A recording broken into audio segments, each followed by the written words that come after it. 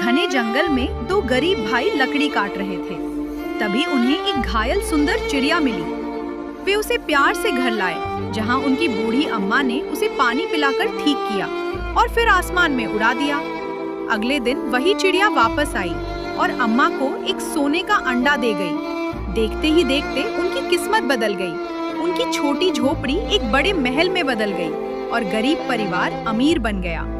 सीख: सच्ची दया और नेक दिल कभी खाली नहीं जाते। बूढ़ी माँ के लिए वीडियो को लाइक और चैनल को सब्सक्राइब कर दो।